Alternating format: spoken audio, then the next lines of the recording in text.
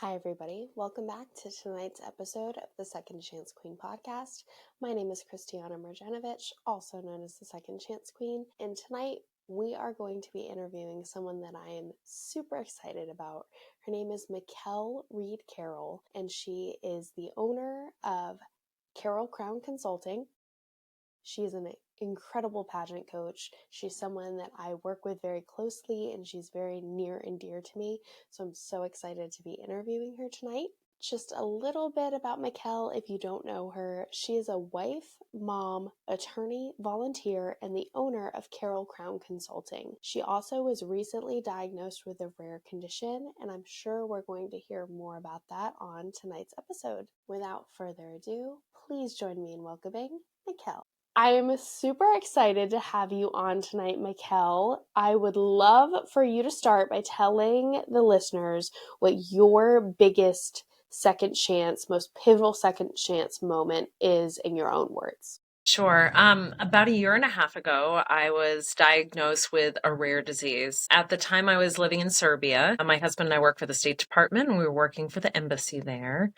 And I'd been having some hip pain, which was not unusual for me. So I decided that while I was still in a country that had very cheap healthcare, I would go and get an MRI, thinking, I probably have arthritis, something like that. So I sat down, met with the doctor after my MRI, and he told me, "You have avascular necrosis, Mikell." And I just sort of looked at him like, "Okay, what's that?" And then he proceeded to tell me what it was, which was pretty scary. He said, "This is a condition where, due to lack of blood flow in both your hips, currently your joints and bones are dying, and they'll soon collapse, and you won't be able to walk."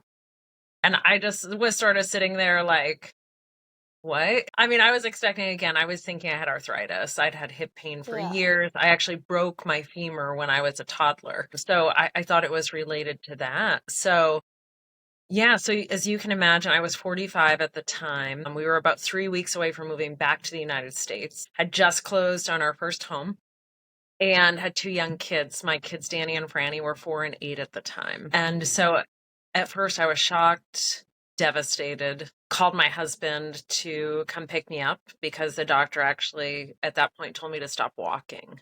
He said, you need to get some crutches. And I was like today? And he was like, yeah, like today, you shouldn't walk. Your hip could collapse at any time, and you really need to be preserving it because you need surgery immediately. To preface that, I'll say that I was Ms. USA Universe at the time, and I was 2 months away from getting ready to compete at Mrs. Universe. Wow. And so I literally was like, well, I have like a pageant to do in August. Can this surgery wait? And he was like, absolutely not. You need this surgery within the next 4 to 8 weeks. I mean, again, my head was just like exploding, as you can imagine, hearing this type of news. So then I went home, and I'm going to be honest with you, I was in like a black hole of sort of depression and, devastation for about a week or so, where it was really hard for me to even leave my room. So that was crazy. And then, being that I work for the State Department, they did immediately send my diagnosis, and so it was made overseas to a group of doctors in the US just to get a second opinion to make sure it indeed was a correct diagnosis. And sure enough, within a week, I had it confirmed that I had a correct diagnosis. And then I really decided, okay, I need to take this into my own hands. I started researching my condition to figure out what could be done. It's incurable, so it's not something that can be cured. Fortunately, though, it's not terminal, so it's not something that you're going to die from. So I did start to feel a little bit better about that and a little bit more grateful. And then I did some research and found there was this incredible doctor and engineer at Yale Medical School that had created a groundbreaking surgery, and it utilized 3D modeling and a stem cell and bone graft transplant from my own body into my dead hip. Wow. And so I started manifesting that I wanted this surgery. I didn't know if it was possible. I didn't know if it would work for me. And I looked up the doctor and emailed him, sent him all of my records, even though you're not supposed to do that over email. But I was desperate, as you can imagine. And In the meantime, I set up consultations at Johns Hopkins University for double hip replacement, thinking, okay, this is the next best thing. But within 2 days, I heard back from Dr. Daniel Wisnia at Yale University, and he said, Mikell, I think I can help you. And then within a month, I was back in the US. I had my consultation with him at Yale, and we scheduled my surgery for September. So to me, I feel my real second chance was the day of my first surgery. That was September 8th in 2023. And it was just really an incredible experience because I remember waking up from surgery. And until that point, I really felt very helpless because I didn't feel like I was doing much to move forward. And immediately after surgery, I just felt this sense of peace. And for the first time since my diagnosis, I felt truly hopeful. I still get really emotional about it because it was just such an amazing moment.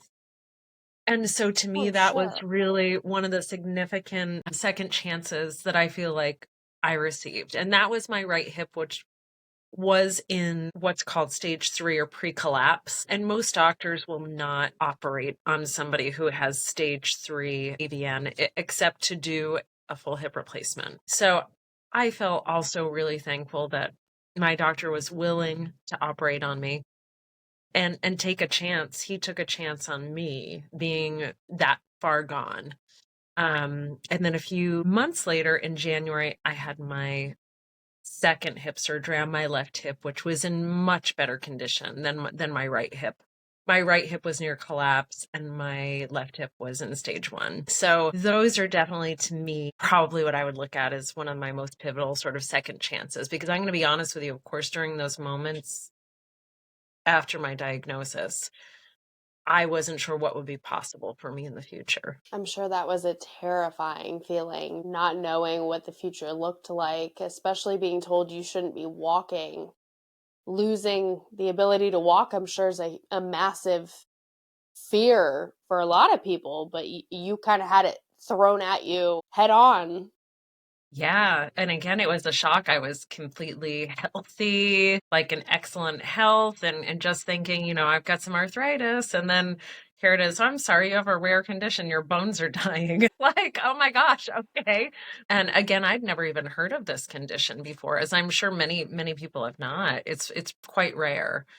Yeah, so it was very scary. And yeah, just sort of devastating. But I started to feel better about it again when I tried to sort of take a little bit more control of things and really advocate for myself, do some research and just get out there and figure out what it was I could do. And in addition to that, really trying to feel grateful for what I did have, knowing, okay, this isn't terminal. It could be worse. I could have just gotten a stage 3 or stage 4 cancer diagnosis. It's not that. Okay, like things could be worse. And really try to put things into perspective. Now, is that condition something that's progressive? Since you've had the surgery in both of your hips, is that something that you'll have to have future surgeries as well? Or how does that work in terms of that diagnosis? Sure. It definitely is progressive. It's very degenerative and quickly progressive disease, meaning for the most part, once people find out they have avascular necrosis, within 2 months to maximum of maybe 3 years, their joint collapses. You can get it in any joint. Some people actually have what's called, I have bilateral, which is in both of my hips. Some people that I've met, there's a really great Facebook sort of support group called Avascular Necrosis Support Group that you can join. It's a private group, though it has about 10,000 of us in there. And people really share sort of their journeys and whatnot with AVN. And a lot of people have what's called multifocal, which means that it's in nearly every one of their joints. And there are some people that I've met in that group that have had every joint replaced.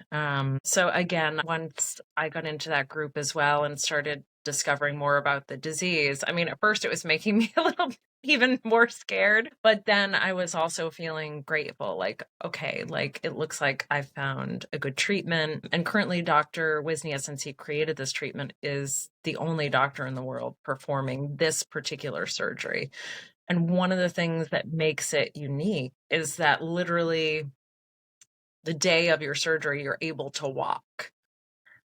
So yeah, within hours of my surgery, Wow. you do have a walker for, like, I had a walker for about a week after each surgery, but you can have full weight bearing on your joint. And I walked up and down a flight of stairs just hours after Wow. my surgery. Yeah, it was surprising. I'm going to be honest. Like, I sort of, really prepared for the worst. And I'm one of those people who has like that worst case scenario type thing where I'm thinking, like, what's the worst Yeah. possible thing? It's going to be awful. I'm going to be in the worst pain ever and not be able to stand it. And I'm Yeah. being honest, it turned out so much better than I imagined. So that was, to me as well, sort of like that second chance as well. Like, oh, okay, this isn't as bad as I thought it would be. And things again, ended up being a lot better than I imagined they would.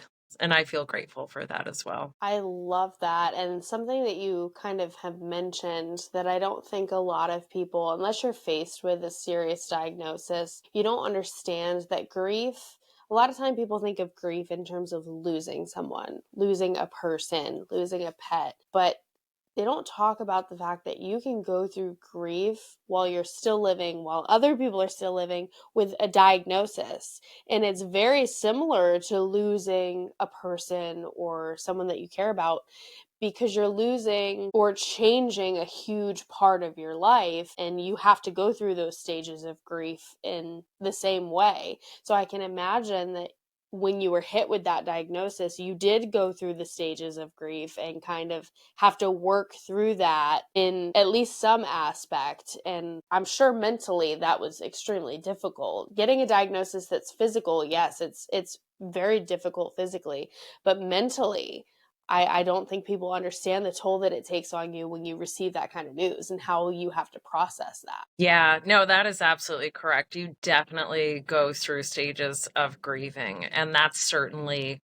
what happened to me. First, it was sort of shock, shock and almost denial. Like, this can't be true. Like, what on earth is happening? I've got a pageant to do in 2 months. I'm going to Mrs. Universe in Miami. Like, no, this is going to have to wait. It's okay. The sort of shock, denial, and then going through sort of acceptance. Like, okay, this is what it is. I'm going to have to start accepting, these things, sort of that whole thing about accepting what you cannot change. And I really did have to go through that and realize, okay, I'm going to be losing something, certainly. And I was grieving that as well, thinking about certain things that I would lose as a result. And that was very hard. Again, at the time, here I am, a pageant queen, pageant coach.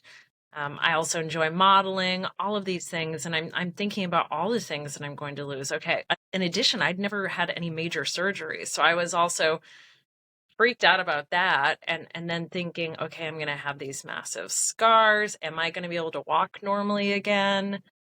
Am I ever going to be able to model again or be in a pageant? Will I ever feel confident again after this? All of those things, really realizing I was going to be losing possibly a part of me. And that's what I was mainly afraid of. Like, okay, I'm going to be losing a lot of things that I love and I'm passionate about. And that made me really, really sad. And so that's definitely some of the things that I went through. And thinking too, my kids are young. My gosh, at the time they were 4 and 8. They're 6 and 10 now. But I was thinking, oh my gosh, are my kids going to have like a mom in a wheelchair? Like, am I going to be in my late Wow. 40s, early 50s in a wheelchair or the walker? Am I really going to miss out on sort of my midlife when I should be sort of at my peak?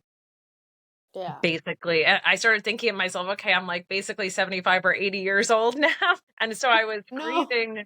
I know. And I was grieving that I was grieving those things as well. And another thing that actually happened that was amazing after my first surgery was that once again, I had like a second chance and I got invited to model. It was 12 weeks after my first surgery for the Royal Thai Embassy National Day.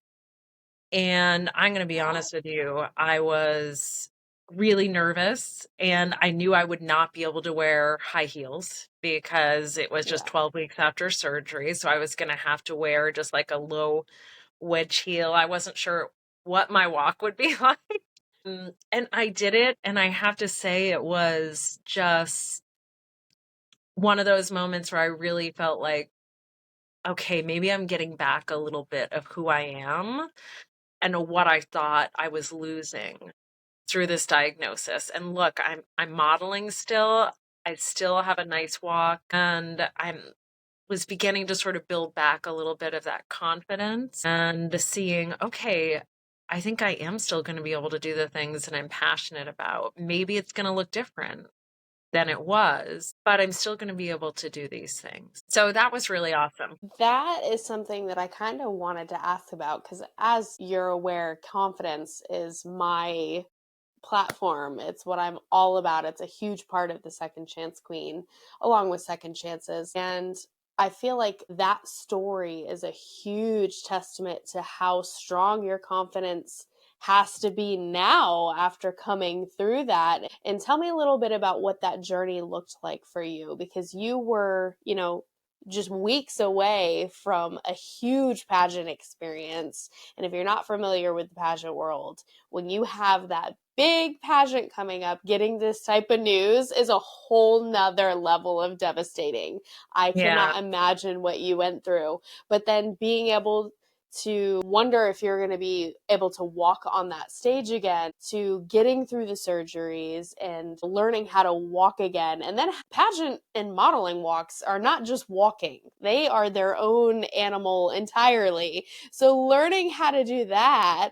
So how did you keep your confidence up, and what do you think was the most beneficial aspect that helped you to regain that confidence and get to the point where you were able to walk on that stage 12 weeks after surgery and feel the way that you felt? Yeah, I think it was keeping as much as I could a positive mindset and knowing that no matter what, I was at least going to try getting back to being me, because that was really important for me. So, again, I'm a pretty tenacious person.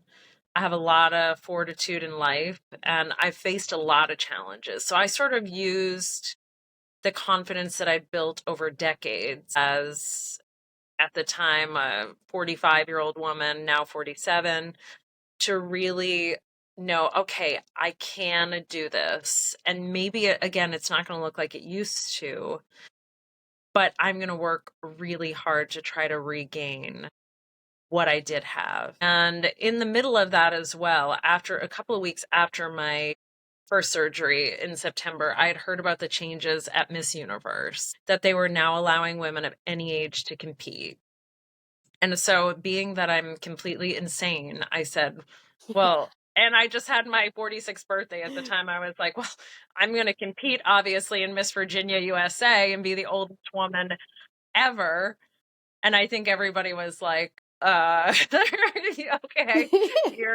you're crazy, you're nuts. But for me, that was also a nice goalpost. I knew, okay, this pageant sometime probably in the spring, at least a few months after my surgery. By the way, the pageant had not yet been announced when it would be. And my second surgery, I didn't know when that would be either. But I said literally to myself, if I can walk, I'm going to be on that stage. And I'm that going.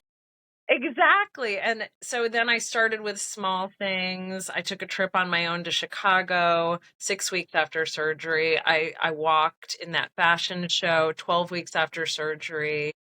I received a really big volunteerism award about 12 weeks after the surgery as well, which again sort of helped me to feel again, okay, there are so many different gifts that I possess still, even though I have this diagnosis. I'm not a completely changed person.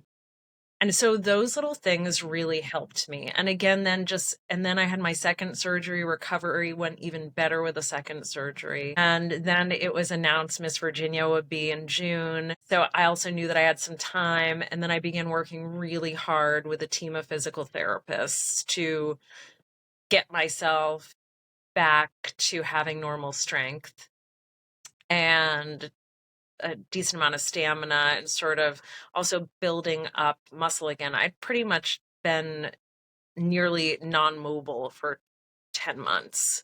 And you can imagine how hard that can be on your body, especially when you're over 45. It's not easy. So then once I was in physical therapy, which was twice a week, and I got okayed to start working out, in April, I started working out 7 days a week to get ready for Miss Virginia, including 2 days a week with my physical therapist, and then another day a week where I had 2 workouts because I was working out with a personal trainer. So that also began rebuilding that confidence, going, look what I can do. Like right now, I've had 2 hip surgeries, 2 kids. I'm 46 years old and I'm in the best shape of my life. And granted, my walk was not looking so great. Walk was not looking so great. And of course, I couldn't really be in heels yet either. So it was all of these things, though, in combination that really began to give me that confidence. 4 weeks after my second surgery, I walked in New York Fashion Week, which Wow. was incredible. I walked for Whitley Nabintu Marshall's brand, Art Love Lifestyle, which was amazing. And that Love again was her. helping. I know she's amazing. And so many people have been a part of my journey too in helping me to rebuild my confidence. That's been really important too, the help and sort of support that you receive from others as well to help you shine. And so I felt really lucky in that way as well. And then in addition to that, I ended up getting another modeling opportunity in the Cayman Islands. And in April, again, 12 weeks after my second surgery, was modeling in Cayman Island Fashion Week and being a swimsuit model, things that I never Holy imagined. cow. I know, things I never imagined I would do as a 46-year-old mom with 2 kids, let alone 2 hip surgeries. I didn't think I'd be a swimsuit model probably ever. And then certainly after those things, I wasn't thinking, now I'll definitely be a swimsuit model. I had 2 hip surgeries, so awesome. This will be great for swimsuit modeling. But I did. And again, with each thing that I did, it really helped. Each small step was sort of one step closer to me feeling like myself and realizing I was still very capable of doing the things that I loved. And I think that's important for people to realize that maybe it's not going to be the same journey that you had or expected, but different doesn't mean worse. And possibly you might even get better and bigger opportunities. You just never know. And it was an incredible journey. I'm so grateful for that. And it definitely, yeah, built that confidence up. And I think the most important thing about rebuilding confidence after something like this that you asked about would definitely be just taking small steps. It's That's a each day. Don't overwhelm great yourself. advice. I mean, I definitely recommend a big goal, but set small goals on the way to that goal so you don't feel overwhelmed going, oh my gosh, I have to win Miss Virginia USA. Okay, that's a really big goal. Well, I just set small goals like, okay, I really, I want to get better at this. I want to regain my strength. I want to get some muscle tone back. I want to work on my walk.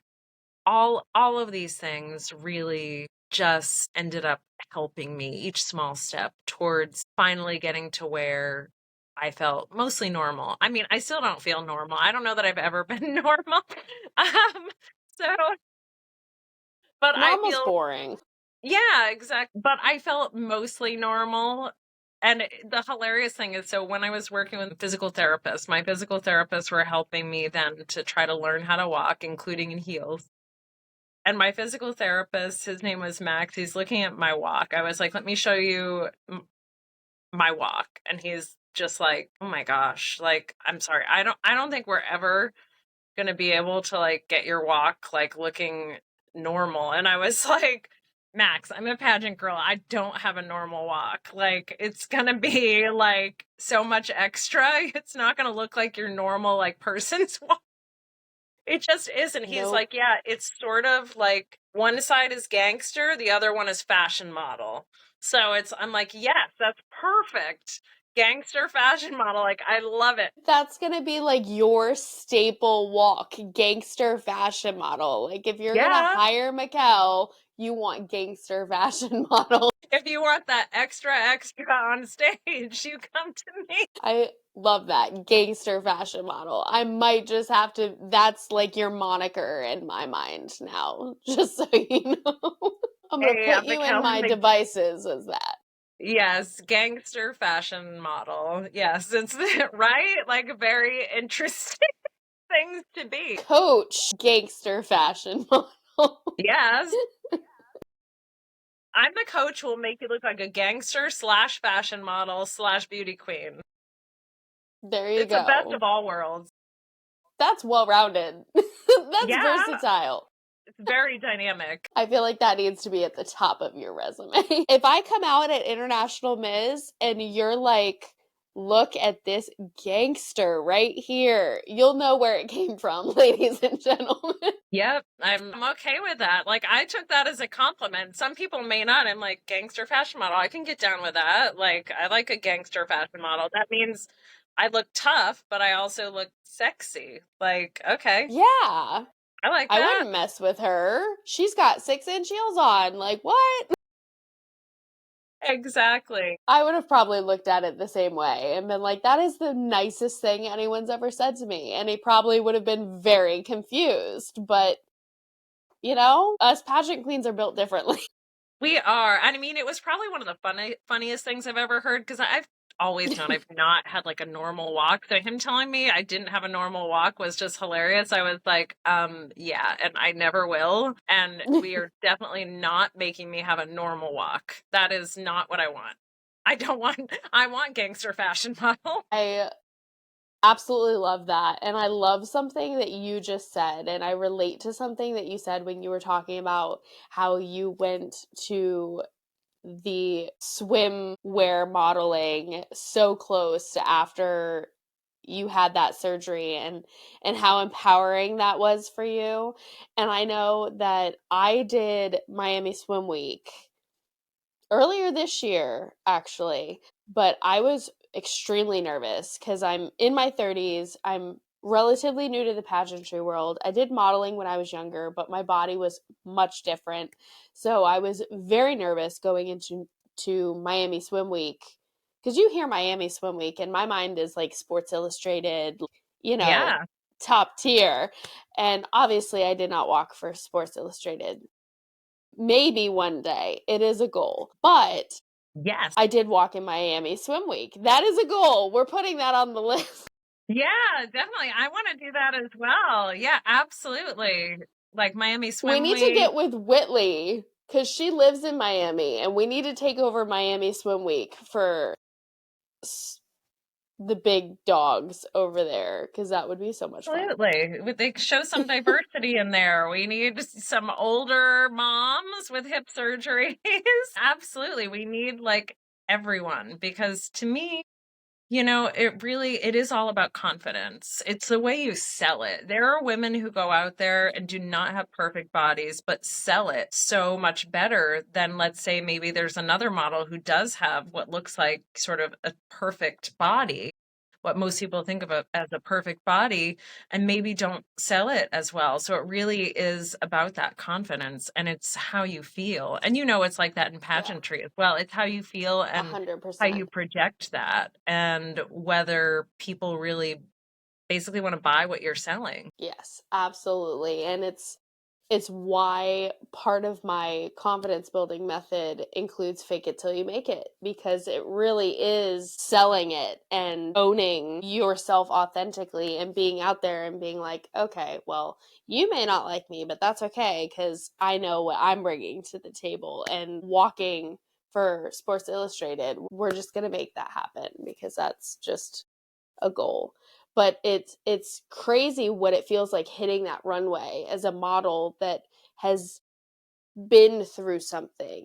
When you were saying, well, I'm older and I'm a mom and I just had hip surgery, and you hit that runway, the empowerment is just different than if you hadn't been through those things. I don't think I would have appreciated that moment on the runway the way that I did when I was like, holy cow, I am in a bathing suit that my entire bottom is out and I'm standing butt to these photographers and they're taking photos of me during swim week. And I don't think that I would have been able to appreciate that if I hadn't been coming from the place that I was and just going, you know what? They're like, are you comfortable wearing this? Like your entire butt is out.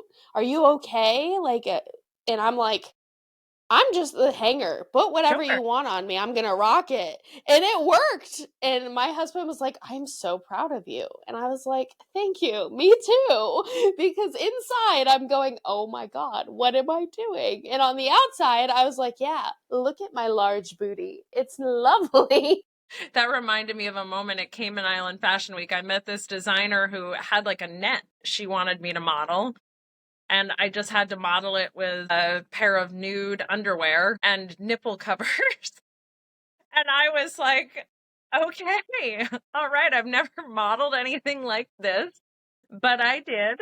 And it did feel empowering. I felt beautiful and sexy and really empowered and proud of how hard I had worked to get there. Because again, I was standing there going, oh my gosh, I'm about to walk in front of like Getty photographers in Cayman Island Fashion Week in a what looks like a mermaid net from the sea, and I'm practically naked in front of hundreds of people, including Nigel Barker, who was our host for this My fashion gosh. show. I know, right? And all these celebrities and things like that. And here I am 12 weeks after my second hip surgery, 46 years old, like being a model on the beach. It was amazing. It was just really, I felt incredible as I walked out there. I was just like, you know what? I look good.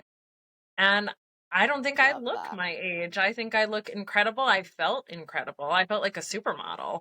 It was really amazing. And I think those are things that people need to do things that take you out of your comfort zone, because often those are the things, number one, that are going to help you grow the most, Bro.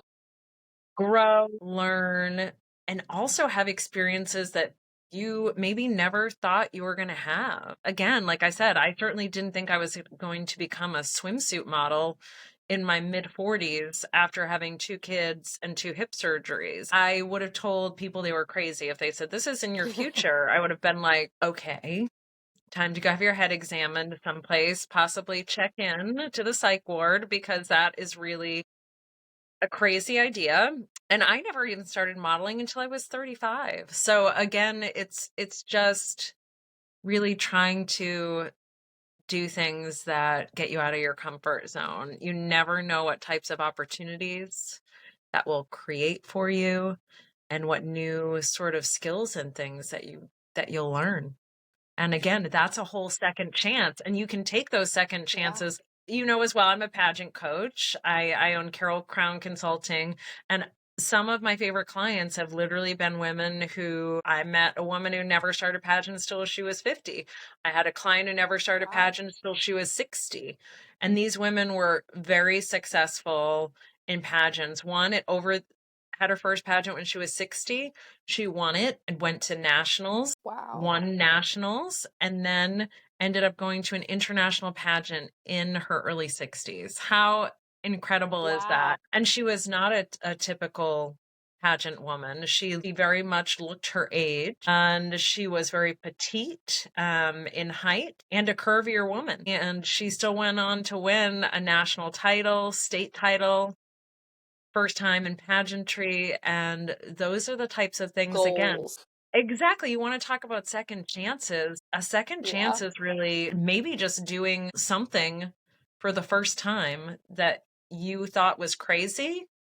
That's your second chance. Second chance at a whole new life. I love that.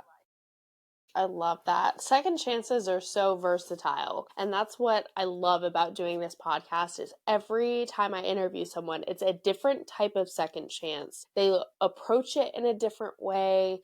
Some of them are giving second chances, some are receiving second chances, and it's just such a versatile subject. And it started from my experiences, but being able to interview women like yourself that have been through something that is so incredibly life changing in a completely different way and hearing about it, that perspective is, I know it's an honor for me to sit in this chair and interview women like yourself, but it's crazy how versatile a second chance can be and how it can relate to literally everyone. I said in a speech that I gave recently that a second chance everyone in that audience had either given or received a second chance. It's something that can touch literally every life on this planet in some way. And I love that about this subject. I could talk for hours about second chances because there's so much to talk about. But I love the concept of doing something new as a second chance and kind of chasing your life passion later in life rather than it being something that you've always done. That's a unique perspective that I don't think I would Yeah. have thought of. Yeah, absolutely. And I just had a client this past weekend in her first pageant. She's in her early 30s, decided to do a pageant for the first time, had never done one. And unfortunately, she and her mom had been talking about some heavier subjects when her mom had had a diagnosis of some sort. And then she decided she would do this for herself and her mom. And again, it was sort of her second chance, and she won a national title. That's So amazing. you never know what types of things are going to happen when you decide to take a chance. It really, chances Absolutely. create so many opportunities. And I think to me, it's only when you take big chances that you get those big rewards. I love that. Something that I think kind of ties together with that theme, whether it's, what you went through or the women that are trying it for the first time, I think confidence plays a huge role in your success in the pageantry world or modeling or whatever it is you're doing. Confidence is pivotal to that because if you can't sell yourself, then the judges aren't going to believe in you. So confidence is kind of the key point that I think every person has to have in whatever you're doing. It doesn't even have to be pageantry. But in your situation with your recovery and with how life-changing that was it harder to overcome the situation physically or was it mentally to gain that confidence back? Because some people might think it's harder physically to get back into that zone, but for you to compete again, was it harder physically or mentally? That's a great question. I would say in many ways it was harder mentally. And I think that's often the biggest challenge for people in anything that they do is those mental hurdles that you have to get over. We all have them for different things, whether it be like mental hurdles and, getting back to the gym and working out, whatever it is that we think is like a hurdle, going back to school maybe and going, gosh, changing careers, having kids, deciding to not have kids when everybody wants you to, all of those things. You sort of have to get over those mental hurdles and really have confidence in who you are and what your decision is. And I had to have a lot of confidence in my decision as well about my treatment because there were, again, lots of people thought I should just go have hip replacement surgeries because the procedure that I got was so new and sort of experimental that they really were like, oh my gosh, but if you get hip replacements, everything's just going to be fine. And I said, yeah, except that hip replacements at my age can be difficult because then you're talking about getting a hip revision and getting a second hip replacement when you're in your 70s or maybe 80. So it's better to, even if it's only for a couple of years, get an extra few years out of my hips. And Yeah. so I did have to have a lot of confidence in that decision and really know this is the best decision for me. And you can say whatever you want to whoever it is, but I know that this is the best decision for me and for my family and for what I have as goals in my life. So I was very strong in that as well. I knew, and I tend to be like that anyways. Once I get something in my mind, yeah, probably, That might be the attorney in you. yeah, the attorney type A, slightly stubborn, like I'm going to do what I'm very independent. I'm going to do what I'm going to do. Nobody can tell me different type of thing that's also a part of my personality. And yeah, so I recommend whatever you do, have confidence in it. And you also gain that confidence through doing a lot of research and things like that, I had a lot of confidence knowing, okay, it's not like I've just picked some crazy doctor and, from the middle of nowhere. This is a guy who works for Yale Medical, and I'm pretty sure that my surgery is gonna go okay. Of course, there are no guarantees, but I also knew that. I did prepare myself for that as well, knowing, okay, and the doctor even told me, the day after surgery, your hip could collapse. We can't control that. This surgery does not give you any guarantees. It extends usually the life of your hips. It possibly could save your hips, but most likely it just sort of extends the life of them. And a lot of people did say to me, even my husband said at one time, like, it's not so bad to get hip replacements. That would just be a really easy, quick fix. And I was sort of like, except these are my hips. And I gave birth with these hips. I've walked around the world with these hips.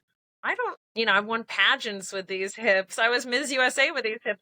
I don't want like new hips. I want to keep mine as long as I can.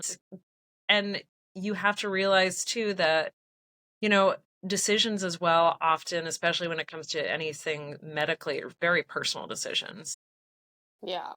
But be strong in what you believe and what you want. Do your research, advocate for yourself, and just have that confidence. But you are 100% right in saying that confidence is a key to any success in life. It really is. And definitely when people ask me as a coach, like, what's the key to winning a pageant? I'm always like, confidence and mindset. If you don't think you're the queen already, nobody's going to crown you. That's what it 100%. is. Yeah, you got to believe it. You've got to believe that you're the best, and not in an arrogant way, just knowing that what you have to offer is the best that you have to offer, and that it's incredible and unique. I love that. Yeah, and I didn't always have that. For years, decades even, I did not feel confident in what I was bringing to the table. It took a long time for me to build that confidence. I love something that you said, and I feel like I need to kind of steal it going forward, is you framed confidence in a way that I don't think I've thought of it or it's even been mentioned. A lot of times we talk about confidence in ourselves, and it's feeling confident in how you look, how you feel. You've been talking about confidence and being confident in your decisions and being confident in choices that you make. And that is such a huge aspect that I didn't really think of, because yes, you have to show up in pageantry and be confident in yourself and your skill set, but also in your decisions and in the choices that you make leading up to pageantry. And that's something that I didn't necessarily think of. It makes sense though, because I've been asked, as someone that's a curvier woman, I've had plenty of people ask me, are you going to lose weight before your next pageant? And that has been a huge question that internally I've kind of struggled with, honestly, because curvier women, it's just not as seen as women that are working out and they're, great physique. So there is that kind of pressure to like, hey, maybe I should hit the gym and lay off the, Christmas tree cakes, and maybe I should, do all of these things. And I joke, I love the Christmas tree cakes, but there's there's aspects of weight that are not just diet, and weight is a very vast subject. So when I get asked that question, there is that internal struggle that's like, maybe I should, and then there's the stubborn in me that's like, no, because the entire basis of what I'm trying to accomplish is being crowned the way that I am and showing that I'm just as worthy of a crown as someone who is thinner, and that I'm just as accomplished and I'm all these things.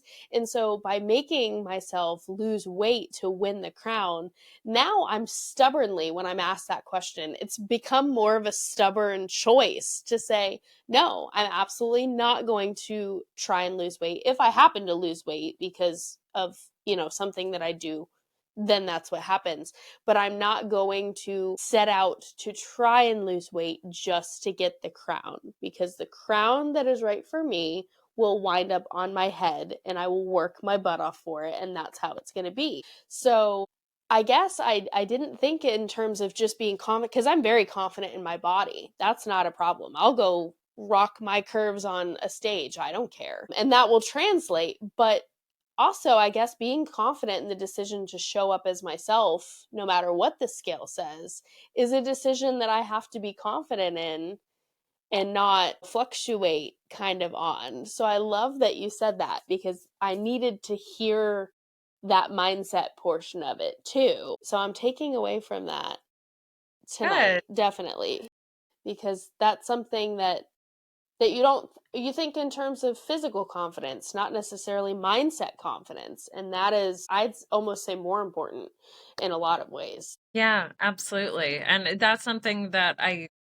I think I get from being an attorney, because there are a lot of decisions that I just have to make and be confident that this is the best decision to make. It's the best for my client. It's the best for me, whatever the situation is. It's the best for my country because I work for the State Department, that type of thing. Confident knowing I've Yeah, made the right decision based I love that. off what I have to go off of, and move on, and not dwell on it as well. I just have to go, yep, that was the right decision. And I mean, it's not to say that you shouldn't reflect. Sometimes, occasionally everybody makes wrong decisions, right? And that's Yeah, also when you have to have that confidence as well to look at that decision that you've made and say, do some self-reflection. Okay, that yeah, probably was not the right decision, but that takes confidence as well, because to admit you're wrong, it takes a huge amount of confidence, and to own up to those decisions and say, you know what, I think I didn't make the right decision there. Is there any way I can fix yeah. that? Great. If not, then I'll see what I can learn from it and move on. And that's what pageantry is all about as well. And we can sort of look back and see decisions or things that we've done in pageantry and say, oh, was that the right decision? Should I maybe have done something differently? And oftentimes that's how we grow and how we become better at whatever it is that we want to improve at, because we've reflected and said, okay, actually, I could have done a little bit better there. Or, you know what, that part of competition, there was no besting myself in that. That was the best I could have done. I love that. And I think something too is knowing the system that you're trying to win the crown with. I'm sure you see this as a coach. If somebody is going into a system that the odds are 99 to 1, you've got to be realistic about what you're trying to accomplish in the system that you're showing up in, knowing the demographic, knowing what they're looking for in their queen, because you can be the best version of yourself and still just not be what that system's looking for. So I think that's a huge part of pageantry, and something that you have to do as a coach too, I'm sure, is to kind of guide people where the crown that's meant for them is, because you may have your sights set on a crown, but I'm going to be realistic in the fact that, could I show up on the Miss Florida stage? Yes, I could show up there. Am I going to find myself on the Miss USA stage? Probably not. And that's not being negative. That's just knowing me and knowing what I can accomplish and my skill set. But that's not the crown that I'm gunning for. So, is that an accurate assessment, that a huge part of pageantry is knowing where kind of your crown is located? Or do you think that anybody could go for any crown? I mean, I encourage people to have the confidence to go for every crown. That being said, one thing that I've learned through pageantry is that there are very vast differences in many systems. And that's why I encourage girls to do their research, or to even, I love it if girls come to me ahead of time and say, hey, what system should I do? Because then I can interview them and work with them for a session or two and figure out, okay, this person has gifts in this, and this. And then really do research into some pageants and say, okay, based on what you have and based on what I know about these systems and what I've learned about some of these other systems, is these are the systems you possibly want to try, and that I really think you have a great chance of winning it. As opposed to somebody just coming to me and say, hey, I just signed up for this pageant. And occasionally, sometimes my initial reaction in my head is like, oh no, because I know that that's probably not the right system for them. And so I love it. Again, and most coaches love it. Like when you come to them and say, okay, what system do you think I should compete in? Where do you think my gifts would most brightly shine? And then that's usually your crown. Doesn't necessarily mean you're definitely going to win that crown. There could be 10 other girls with similar gifts who show up at that pageant that day. And again, different judges, different night, you never know. But to me, those are usually the pageants that I feel are more holistic and take into account the whole woman. I tend to prefer systems like that, like International Ms., where they do take the whole woman into account. This past weekend, it was the American Miss pageant. They're looking for sort of the whole package. Yes, is she a lovely spokesperson? But is she a kind person? You know, is she in her community? Is she doing work? Those types of things. I prefer those systems. And I think that's where most people shine. When hard work actually pays off into, you know, landing you in that top 10 and top 5, and even with a crown, I think those are the best systems where hard work truly pays off. Because there certainly are systems where hard work has nothing to do with winning that system. Nothing to do with it. Yeah, they're 100%. I agree with that. And it's kind of funny because as a pageant coach, you're not just a coach, you're a matchmaker, essentially. A little, yeah. You get to say, hey, I think Try you this. do great here. And yeah, I love that. And I love that I got to meet you at International Ms. where we first connected. And I have to say, you absolutely made my entire weekend. There are several highlights from that weekend, but when I met you at the gala and you recognized me as the second chance queen, that was like probably my key moment of that weekend. So thank you for that, because that validation and that recognition, like I immediately ran to my husband and was like, oh my goodness. So I do have to say thank you for that, because that was like the best moment ever. But love that. Yeah, because that was, to me, like, that's how I knew you online. It's like, oh, she's the second chance queen. So that's immediately, as soon as I saw you, I was like, wait a second, that's her, isn't it? It's a second chance queen. And I was almost going to be like, where's your pink chair? I want to see the pink chair. Like, I want to come sit in the throne. Like, I want to sit on that throne, please. Listen, if you find yourself in Southwest Florida ever, you can come sit in the pink chair because she's so soft and lovely. I want a photo shoot in it. Yeah. I can think of a lot of cute poses I could do in that. Cute outfits to wear, cute poses. That's the pageant girl in me, always thinking about photo shoots and outfits. Listen, I've already found myself a photographer that will lug her equipment up to my second story loft so I can move the chair, because she is very hard to move. She barely fits through the door. So I do have some photo shoots planned in hers. Yeah, she's fun. I love this chair. We're best friends. Hey.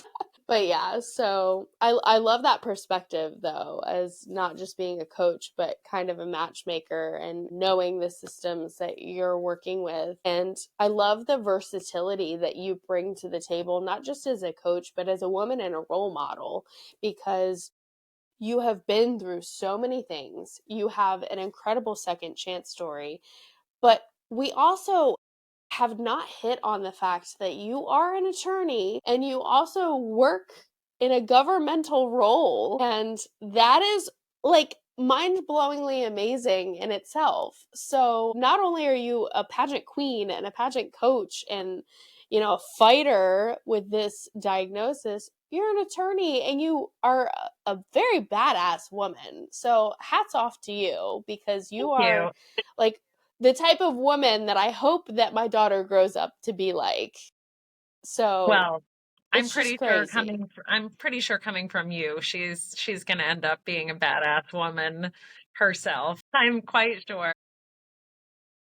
Well, thank you. She has a very bold role model, so but it's just, and that's what I love about pageantry, is connecting with such accomplished women that, you know, it's not just glitz and glamour. I mean, there's glitz and glamour aspects of pageantry, but the volunteer award that you won, I did not realize that you won a volunteer award so close to your diagnosis. I want to hear more about that.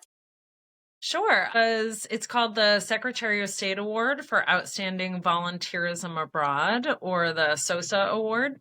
I received it in 2020, and then in 2023, I received an honorable mention for that award for Europe. I was living in Europe at the time, and the first time I received it, I was also living in Europe. I was living in Croatia the first time I received it. Second time I was in Serbia, and then ended up moving back to Washington, D.C., so I could actually attend the ceremony in person. They do it at the State Wow. Department, and usually the Secretary of State presents it to you. It's a very, very prestigious award. I was really Yeah. honored, and it had to do with my work overseas regarding the first time I won it in 2020 regarding working with Refugee Aid Serbia, which was helping a local refugee organization. At the time, there was a huge influx of refugees. There still are. Now there's another influx of refugees from Lebanon and a number of other countries. At the time, it was different groups. And so at the time, I had collected, I think, about $10,000 worth of donations for refugees. Wow. And then most recently, I was partnering with the Crown Princess Catherine Foundation in Serbia that assists. They do all sorts of really amazing philanthropic endeavors, but a lot of what they do is in support of women and children in Serbia and Kosovo. And they're helping with women's and children's medical issues. They're helping Roma people. They're helping orphans. They're helping refugees. They're also helping people in Ukraine. What I like about that Wow. organization is that they do not discriminate against anybody. Whoever is in need, they're helping them, whether, you know, I they're love in that. Serbia or not, no matter what religion they are, they're assisting just anybody who's in need. And so I think I helped collect 50 plus $1,000 in donations for the Crown Wow. Princess Catherine Foundation. So it was That a is huge honor, and amazing. thank you. Yeah, it was amazing, and it was just really a big honor. And again, a very nice thing to happen 3 months after, or was it three? Yeah, about 3 months after my surgery, because again, it Yeah. was just one more sort of little confidence boost for me, going, oh, okay, like this is pretty awesome. Like no matter what happens, and even just considering thinking to myself, even if I was immobile, let's say I was in a wheelchair right now, I still did something to earn this award and I helped other people. And, no matter what, even if I was in a wheelchair, I'd still be able to help people. So it's always thinking of those things too, I think. And that can be a whole nother second chance, is thinking about, well, what is it that I can still do, even though whatever is happening to me, whether it be a physical or health diagnosis or something else that's happened to you, thinking about the things that you can still do. Sort of I call it the new normal, that maybe you're not the same as you were before, but you have a new normal. And it doesn't mean that it's worse. It could be better. It's just different. Yeah. And you have to appreciate I that. You have to love that. appreciate every part of your journey. I love that. Now, if I was to write a book, which wink wink, um, and I was going to quote you on something with confidence. If you were going to publish a quote about confidence out in the world, what would you say? What would I say about confidence that I would want in your book? Yeah. Let's see. Yeah. Wink, wink. I don't think that was a very cute wink. I would probably say that confidence it's within you. You just need to find it. It's sort of like Dorothy in the Wizard of Oz, and her tapping her shoes and figuring out that all she had to do was click her heels and she could be home, that it was always within her to get there. So to me, you have to realize that it's already within you. You just need to find it. Absolutely. I'm obsessed with that quote. So wink wink is a good thing because that is amazing, especially coming off of seeing Wicked. Like, that is the best quote I think you could have come up with. That's one of those things that I thought, and Wicked was another one of those things that you see so many, second chances for people within that movie, and that's what life is all about. It's all about those second chances, second chance to be the best, most amazing, confident you ever. Love that. And that quote that you just gave also reminds me of the outro that I've started to add to my episodes, which is you always have a second chance. You just have to be willing to take it. And it's kind of ties in there. So I like it. Your quote might Good. wind up being my favorite. Thank you. So a kind of fun thing that I like to do that I've started doing with all of my guests is asking if you could designate an honorary second chance queen to add to my class of second chance queens. It could be a pageant queen, it could be a celebrity, it could be a historical figure, it could be anyone out there.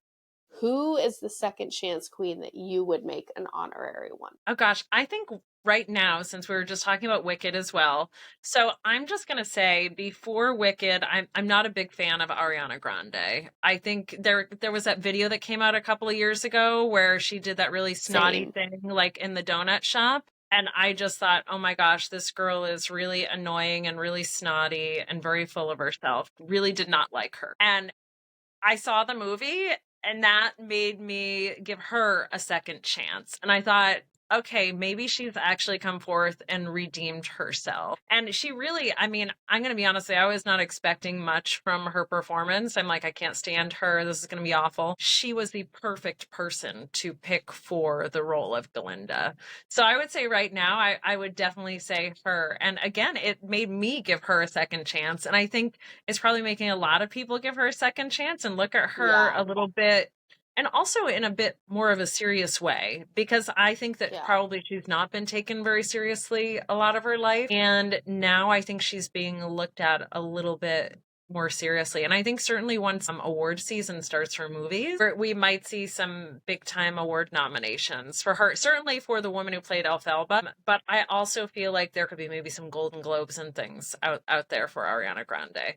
So even though I'm not, I I mean, I'm love a bigger that. fan now, but well, maybe I am a fan now. I was not a fan before. I agree 100%. When I found out about the cast of Wicked and I saw that casting, I immediately was like, well, thank you. You just ruined my favorite musical, and this is going to be a terrible movie, and I'm just not about this. Like, I've had so many people reach out because they know my love of Wicked and say, what did you think of the movie? And I didn't go until yesterday because I was kind of dragging my feet a little bit because I'm like, I'm either going to be obsessed or I'm going to loathe this movie. And I absolutely loved it. She was cast. I agree with everything that you said. I went in where I was just like, I can't understand her when she sings. I don't like her music, so this is going to drive me nuts. And she redeemed herself in my mind. And 100%, I had the exact same experience that you did. So I love her being the second chance queen because we went through the same process and came to the same conclusion. And we're not the Yeah. only ones. You're right about that because there was a woman that was walking out of the movie theater as I was walking in. Another showing got out, and she was saying to the group that she was with, I didn't have high hopes for that Ariana Grande, but she actually did a great job. So we're not alone in that. But yeah, I agree. And I give my stamp of second chance queen approval on Ariana Grande as an honorary second chance queen. Yay! Yay! We like her. We like her more than we did. Yes, we like her more than we're now. I'm actually a fan. And like I said before, I was not at all. And yeah, I did not really like her at all before. And now I'm like, okay, I sort of like her. I sort of like her. We're And I getting guess there. everyone deserves a second chance, right? Exactly. Exactly. I love that. Well, The last question that I have for you tonight is, obviously you have been a very accomplished title holder and an incredible title holder. You're now a coach creating other title holders in the pageantry world. If you could have a second chance at any title that you didn't take home, what title would you choose? Is there one that just escaped your grasp and you would love a second shot at it? Definitely. I would say one of the reasons that I went back and competed at Miss Virginia USA was because I competed at Miss Maine USA in my niece. I competed for 4 years Wow. until I was 26 and aged out at the time, because that was the age limit back when I was competing many decades ago. And then, decided I'll step on the stage 2 decades later. But I would say I would like that opportunity to represent Maine at the Miss USA pageant. I don't know that it's ever going to happen, to be honest with you. I don't think I'm going back to the Miss USA system. I did it. It is what it is. I did have a great time. And I felt like I sort of held my own amongst a bunch of 25-year-olds, which is saying a lot. When you're my age, it's saying a lot. And they were all wonderful women. We're just at, very different stages of life. But I do think, Miss USA is one of those sort of epitome of pageantry. So Yeah. I definitely would love that. That being said, I likely will actually at some point go and compete at Mrs. Universe. The Ms. World International Ms. USA Universe director, Shelley Lacerda, is absolutely incredible. And when she learned of my diagnosis and I told her everything that was going on, she told me I could come back at any time. You can come back and you can compete for Mrs. Universe. You earned your title as Ms. USA Universe. Like, you can come back when you're ready. So I will go back. I'm not sure when I can, because I'm likely moving back to Europe next summer, to Albania. But at some point in the next couple of years, I think I will compete at Mrs. Universe and have that second chance at that title. Because again, like I said, I was in the middle of getting ready for it. And gosh, I think it was 2 weeks after my diagnosis, my gown showed up at the house. No. I know. And I like cried, but then I took it out and looked at it and I was like, oh my gosh, I love this gown. Even though, I can't wear it for the pageant, I'll wear it for something. So I will go back and compete for Mrs. Universe. That makes me so excited because I feel like there's nothing more exciting than being a coaching client and getting to see your coach dust off their heels and go compete for a title. Like, I want to scream so loud for you. So Yay. I'm really excited to hear that. I'm excited too. I love pageantry. Otherwise I wouldn't be here nearly 3 decades into competing in pageantry and have it as a part of my career, helping other pageant women. I'm obsessed with pageants. I'm obsessed with what they do for women. I'm obsessed with the way they make me feel and the way I've grown as a person. I mean, I didn't have, Yes. if you had interviewed me 30 years ago, it would be so boring. I'd probably be like bright red with hives all over me from being freaked out and really nervous and not wanting to say anything and embarrass myself because I didn't have confidence. And so pageantry has done this for me. And again, pageantry is also one of those things, going back to second chances, it was a second chance at me to become the person I always wanted to be. I love that. That is amazing. So, the pageantry world is blessed to have you, and I look forward to seeing the stages that you take in the future. And I look forward to supporting you in the many pageants I know you're going to compete in and kick butt in, because you're going to be amazing. You have such a light about you, and I'm excited to be working with you as well. Thank you. That makes me so happy. I've got the pageant bug now. I've said like this is the one title that I'm going for, and then once I win this title, because as I've said before, 2025, I'm sorry if you're competing at the international Mrs. USA preliminaries, but you're going to have to steal the crown out of my hands. I'm just putting that out there now. I'm sorry, but I've always said, like, once I compete here, I'm done. And I've sworn this to my husband. But pageantry, I feel like it just has this way of sucking you in. Oh, It's I don't know. addictive. We'll see. We'll see. It's addictive. My husband keeps asking me, when's your last pageant? When are you retiring? And I'm like, I don't know. I may be 70 up there. I may literally be up there with a walker, like, getting across that stage with a walker. Like, don't put that past me.